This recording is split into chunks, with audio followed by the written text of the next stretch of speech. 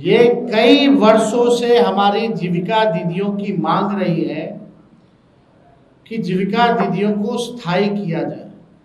आज कोई काम होता है गांव में, देहात में, शहरों में, बिना जीविका दीदी के वो काम संपन्न नहीं हो पाता। लेकिन उनको मिलता क्या है? कुछ नहीं। तो इसलिए हम लोगों की जवाबदेही है, जिम्मेदारी है। ये सरकार तो किसी का सुनता नहीं। रिटायर्ड अधिकारी हो, भ्रष्ट अधिकारी हो, भ्रष्ट सरकार हो, इनको इन लोगों के दुख से कोई लेना देना नहीं।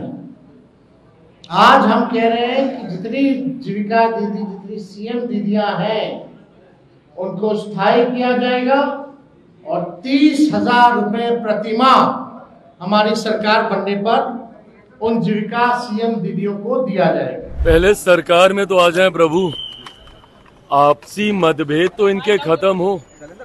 जिस तरीके से in fighting with in the alliance चल रही है महागठबंधन में, और जिसकी वजह से महागठबंधन पूरी तरीके से कोलैप्स हो गया, उसके बाद भी अगर इनको ऐसा लगता है कि ये सत्ता में आएंगे, तो मुझे लगता है कि ये मुंगेरी लाल के हसीन सपने जागते हुए भी ये लोग सपने देखने का काम कर रहे हैं।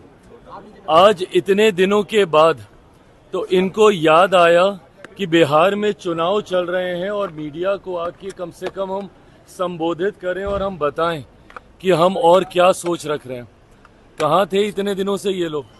एसी कमरे में बैठकर सिर्फ अपनी महत्वाकांक्षाओं के विवाद को सुलझाने का काम कर रहे थे। अभी थोड़ी देर पहले कांग्रेस के चुनाव प्रभारी अशोक जी भी आए।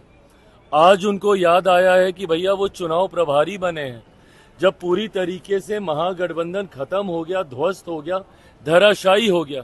उसके बाद तो इनको याद आया कि आए हम लोग बैठे बातचीत करें। राहुल जी कहाँ हैं? राहुल गांधी जी भैया थोड़े दिन पहले तक तो एसआईआर को लेके घूम घूम के भ्रम फैलाने का काम कर रहे थे। क्या ये नैतिक जिम्मेदारी इन दो घटक दलों के नेताओं की नहीं बनती थी, तेजस्वी जी और राहुल जी की नहीं बनती थी, कि भैया बैठे और मैच्योरिटी के साथ जितने घटक दलों के बीच में विवाद चल रहा है उसको हम सुलझाने का काम करें?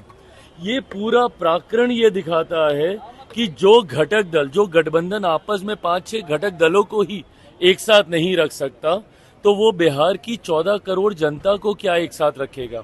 हकीकत है महागठबंधन समाप्त है जब आप एक दूसरे के सामने ही आपने प्रत्याशी उतार दिए। और जो ये बोलते हैं कि 11, 12, 15 सीटों की बात है, भाई अगर एक जिले में 6 विधानसभा और एक विधानसभा में आप एक दूसरे के खिलाफ आप प्रचार कर रहे हैं, तो कैसे बाकी की 5 विधानसभा में आप बोलिएगा कि भैया हम एक साथ हैं?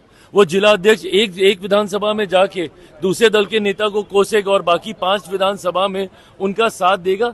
ऐसा नहीं होता है भैया राजनीति में।